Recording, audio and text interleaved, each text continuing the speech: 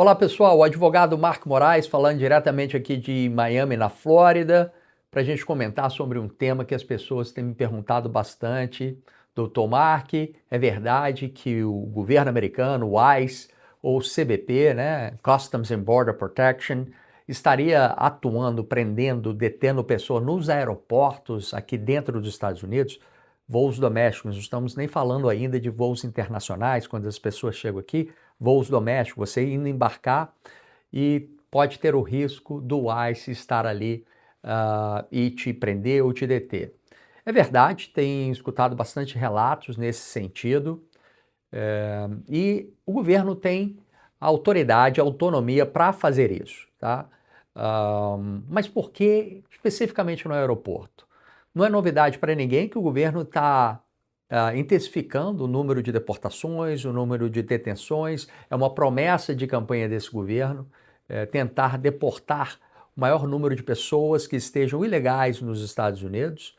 E qual o melhor lugar para encontrar essas pessoas do que tentar achar elas dentro dos Estados Unidos? Em um aeroporto. No aeroporto, você tem que, para você poder embarcar em uma aeronave, você precisa se identificar. Você precisa se identificar tanto para a companhia aérea, que a companhia aérea também deve passar essas informações para a agência TSA.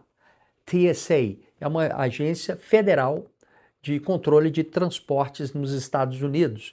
É aquele pessoal que você precisa passar por ele, pelo raio-x, se identificar para poder entrar na área de embarque ali, a área controlada, antes de poder pegar o seu voo. Tá? E essa agência, ela faz parte do mesmo ministério, do mesmo departamento que o ICE, ou seja, são agências do mesmo ministério. Então não fica muito difícil essas agências trocarem figurinhas, trocarem informações, né?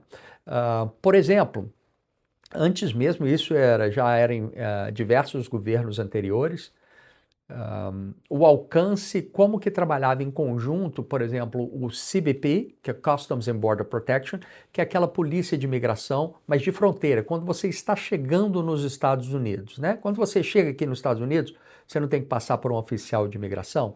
O CBP também faz parte, é uma outra agência que faz parte do mesmo ministério. E não era muito raro você, em um aeroporto, nos Estados Unidos, mais próximo da fronteira, com o México principalmente, qualquer aeroporto que tivesse a 100 milhas da fronteira com o México, era muito comum você ver ali do lado de um agente do TSA, um oficial do CBP. Então você entregava um documento, você tinha que se identificar para conseguir embarcar em uma aeronave, você entregava o seu documento, uma carteira de motorista, que é a identificação normalmente interna aqui, e muitas vezes essa pessoa ou ela não tinha uma carteira de motorista, ou a carteira de motorista não identificava, de repente, se ela era um cidadão americano, enfim. E aquele oficial, e o TSA, ele podia pegar a sua identidade, passar para o oficial do CBP que ia olhar. Se fosse um passaporte, se tinha visto ali dentro, e aquele oficial do CBP te perguntar se você é cidadão americano, como que você está presente nos Estados Unidos, e ali mesmo poder iniciar um processo de deportação ou deter aquela pessoa ali nos Estados Unidos. Isso já era comum, mas até 100 milhas da fronteira. E por que isso mudou agora? Agora pode ser em qualquer aeroporto dentro dos Estados Unidos.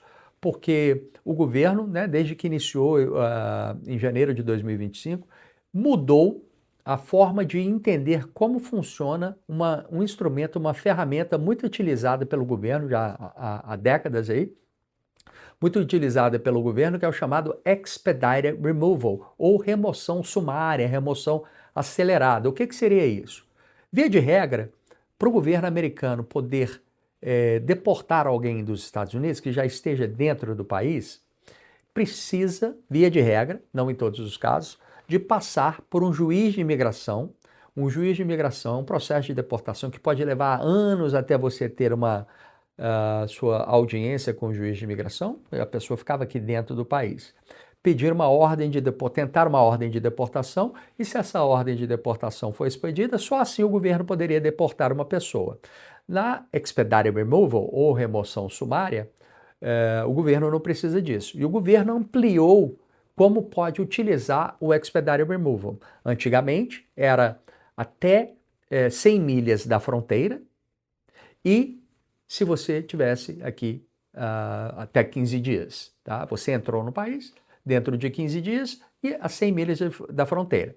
Esse era o limite máximo do expedited removal. O governo pega e amplia. Ele fala, não, em qualquer lugar dos Estados Unidos, presença física em qualquer lugar nos Estados Unidos, e que você esteja aqui nos Estados Unidos por menos de 2 anos. Presença física contínua por menos de 2 anos. Antes, 15 dias e até 100 milhas. Agora, em qualquer lugar dos Estados Unidos e até 2 anos. Então, ampliou bastante. Então, fica fácil para o governo, muitas vezes, deter alguém em um aeroporto. Muitas vezes essa pessoa inclusive, já tem uma ordem de deportação expedida por um juiz de imigração, só que essa pessoa evadiu, ou às vezes ela nem sabe que ela tomou uma ordem de deportação, porque ela não compareceu e tomou essa ordem de remoção à revelia, né? Então, o ICE ele pode verificar, e o TSA pode compartilhar com o ICE, assim como compartilhava já com o CBP, com Customs and Border Protection, nas situações perto da fronteira com o México. Nos aeroportos, por isso que muita gente falava, se você está irregular nos Estados Unidos, evite a fronteira, perto da fronteira, até 100 milhas da fronteira, porque geralmente tem um ponto de inspeção, uma blitz, né, um checkpoint, quase que a 100 milhas ali, todo mundo teria que passar por esse checkpoint.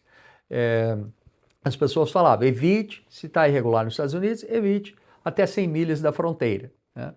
Agora não, agora ampliou isso, e agora não só com o CBP, mas com o ICE. Aí o ICE está fazendo essas rondas nos aeroportos, e isso pode ser um risco, sim. Tanto ali mesmo na hora que você estiver passando pelo raio-x, como até mesmo antes de embarcar. O ICE vai receber essa lista de passageiros ali e pode, ainda mais nos dias atuais, né, com a inteligência artificial, facilita muito essa busca, esse cruzamento de dados, e o ICE pode olhar isso. E é importante, pessoal, também, que eu vejo as pessoas falando assim, mas a pessoa, né, teve um caso, me parece aí, de um brasileiro, enfim, que está aqui há muitos anos, tem um processo em andamento. Vamos deixar claro uma coisa aqui, pessoal. Ter processo em andamento não quer dizer que você está legal nos Estados Unidos, que uma pessoa esteja legal nos Estados Unidos, tá? Quem está legal nos Estados Unidos é quem tem um I-94 válido, o I-94 em dia vigente. O I-94 é um documento, quando você entra nos Estados Unidos, o governo, ele te dá um prazo de permanência. Você passa ali pelo oficial do CBP no aeroporto, você está com visto de turista, vamos um exemplo aqui, ele vai te dar um I-94 por até 6 meses. Se aquele documento expirar, se aquele tempo de admissão ele expirar, o fato de você ter feito um pedido para permanecer ou ter pedido para mudar para um outro status, às vezes você quer permanecer aqui permanentemente, enfim, isso não significa que você está legal nos Estados Unidos. É bem importante fazer essa distinção, tá? E o ICE, mesmo que essa pessoa tenha um processo em andamento, um processo em andamento não te coloca em um status imigratório válido, a não ser que tenha sido aprovado. Enquanto está rolando ali, né, é um fair game para o ICE. Ele pode ir atrás dessa pessoa e iniciar um processo de deportação. Se vai deportar ou não, são outros 500, mas catalogou aquela pessoa, fez o registro dela no sistema, vai emitir ali uma notícia de comparecimento à Corte de Imigração para deixar um juiz decidir, tá? Então é bem importante isso. Então por que o aeroporto? Porque é um local mais fácil de encontrar pessoas, porque é um local completamente controlado, tem vários tipos de agências de polícia ali dentro, né? Tem e do governo, a presença do governo é muito forte dentro de um aeroporto. Tem o TSA, tem o ICE, tem o CBP, tem a polícia local, a polícia do condado, a polícia do estado, enfim, tem todo tipo de polícia está em um aeroporto. Então, esse é o primeiro ponto importante aí, que se a pessoa estiver irregular nos Estados Unidos, realmente, nos dias atuais, pode ser um risco viajar um voo, mesmo que for doméstico, tá?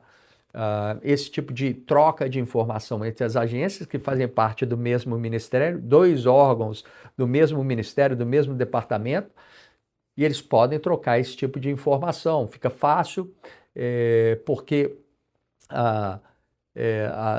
as agências, companhias aéreas, né, têm que informar os passageiros para o TSA, né, através de um sistema chamado Secure Flight, ou voo seguro, né, principalmente depois aí do 11 de setembro, esse controle ficou muito mais rigoroso. As companhias aéreas, inclusive, podem tomar multas pesadas ou perder direito à licença para poder voar aqui dentro dos Estados Unidos. Então, elas se informam mesmo. Tá? Uma outra situação também, isso já acontecia, né, antes, não é novidade para ninguém. É diferente, por exemplo, de um voo doméstico, é um voo internacional, pessoas chegando aqui nos Estados Unidos, né? As companhias aéreas também, aí sim, ela tem a obrigação de passar, antes mesmo de decolar, a lista de passageiros para o governo americano. Então, passa uma lista de passageiros, não necessariamente vai ter todos aqueles passageiros ali dentro do voo, às vezes a pessoa perdeu o voo ou cancelou, e depois ela tem que passar uma lista mais atualizada já de quem realmente embarcou naquele voo. Mas quando as companhias aéreas informam essa lista de passageiros, o governo americano já está rodando os sistemas ali, fazendo buscas, ver a sua reserva, ver onde você passou antes de vir para os Estados Unidos. Às vezes a pessoa foi para o Peru, Colômbia, Venezuela, sai do Brasil, já começa a ligar o alerta. O que essa pessoa está indo nesses países aí onde tem uma incidência muito alta de tráfico de drogas para os Estados Unidos. E muitas vezes não é raro você ver oficiais do CBP já esperando uma pessoa na porta do avião. Ela nem vai passar ali com os outros passageiros. Já tem alguém esperando ela na porta do avião e já leva para uma inspeção mais aprofundada ali, a inspeção secundária, diretamente com aquela pessoa ali. Ou às vezes quem está no back office, né, do CBP, trabalhando nos bastidores, não é aquele oficial do CBP que está ali recebendo passaporte, te fazendo perguntas, o que você vai fazer nos Estados Unidos. Aqueles oficiais, muitas vezes, eles estão rodando ali. E aí eles podem colocar já um alerta no sistema. Quando você passa por aquele oficial ali na inspeção primária ali, a hora que ele passar seu passaporte, já vai ter um alerta. Enviar esse passageiro para a secundária para uma inspeção, um questionamento mais aprofundado. E ali já vai ter anotações. Olha, o sistema indicou isso, minha pesquisa sobre essa pessoa, eu vi isso, eu vi aquilo. E aquele oficial ali na secundária vai te fazer perguntas naquele sentido ali. Então, voos internacionais, CBP já fazia isso, mas agora com sistemas mais aprimorados, com inteligência artificial, fica muito mais rápido essa avaliação das pessoas antes mesmo de chegar nos Estados Unidos. Então, sim, é verdade que está tendo esse tipo de situação nos aeroportos. A quantidade eu não sei, se tem muito, se não tem, não tem como saber, mas a gente fica ouvindo casos, né, isolados aqui e ali, e esse tipo de caso, obviamente, vai dar muita repercussão, né? Vão pegar um ou outro caso ali e vai espalhar essa informação aí nas mídias e vai dar a sensação de insegurança, infelizmente.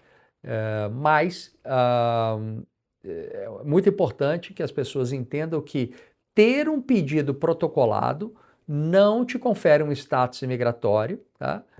Se o seu I-94 estiver expirado, vencido, tem risco sim de detenção. E isso sempre existiu. Tá? Eu tenho uma autorização de trabalho aqui, o Combo Card. Se o seu I-94 estiver vencido, se você não tiver um status de não imigrante válido nos Estados Unidos, ou um Green Card, você corre risco, sim, de um processo do governo poder iniciar um processo de deportação contra uma pessoa. Ok? É isso aí, pessoal. Muito obrigado, um abraço e até a próxima.